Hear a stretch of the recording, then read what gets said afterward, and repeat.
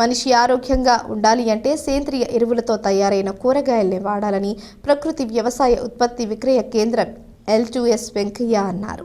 దుర్గి మండల తహసీల్దార్ కార్యాలయం వద్ద ప్రకృతి వ్యవసాయ ఉత్పత్తి విక్రయ కేంద్రం ఏర్పాటు చేసి కూరగాయల అమ్మకాలను నిర్వహించారు.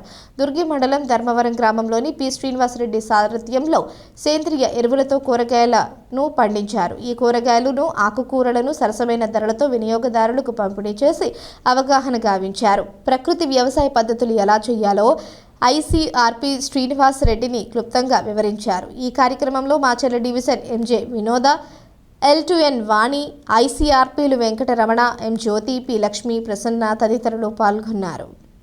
అవి కూడా కొట్టుకోవచ్చు. అజ్ఞాస్త్రం అనగా మరి వేపాకు ఒక 5 కేజీలు తీసుకొని ఒక 10 లీటర్లు ఆవు పంచుకొని తీసుకొని ఒక 10 లీటర్ల నీళ్లు ముందుగా మరిగించుకొని ఆ మరిగినటువంటి నీటిలో ఈ యొక్క 5 కేజీలటువంటి వేపాకు వేసి మరిగించుకొని దానిలో 1 కేజీ పచ్చిమిరపకాయలను దంచి వాటి నీళ్ళలో వేసుకొని తరువాత ఈ యొక్క ఎల్లిపాయలను కూడా ఒక 1/2 కేజీ ఎల్లిపాయలను దంచి ఈ యొక్క మరుగుతున్న నీటిలో వేసిన ఎడల 5 పొంగులు వచ్చే వరకు మనము చేసుకున్న ఎడల తర్వాత బాగా మరిగి అవి దించుకొని పక్కన పెట్టుకోవాలి.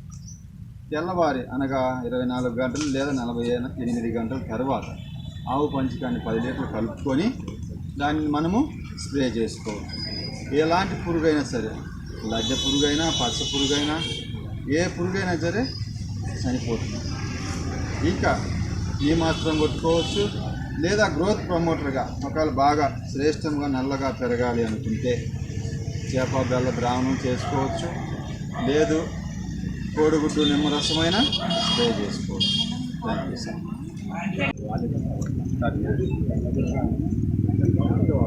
నమస్తే అండి. నా పేరు శ్రీనివాస్ రెడ్డి, ధర్మవరం.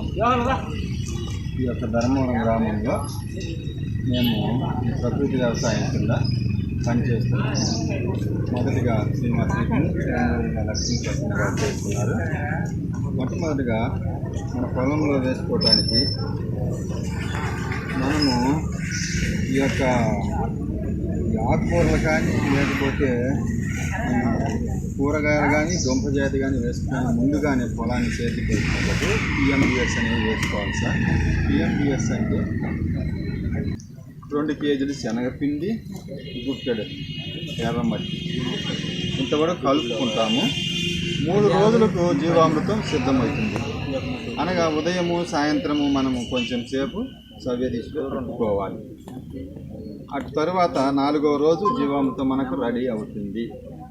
ఆ జీవామృతం రెడీ అయిన తరువాత నీటి ద్వారా పారించుకోవచ్చు లేదా స్ప్రే చేసుకోవచ్చు. పైన స్ప్రే ఎలా చేసుకోవాలి అంటే ఒక 10 లీటర్ల నీరు తీసుకున్న ఎడల 1 లీటర్ జీవామృతం తీసుకొని మొక్కలపై స్ప్రే చేసుకోవచ్చు.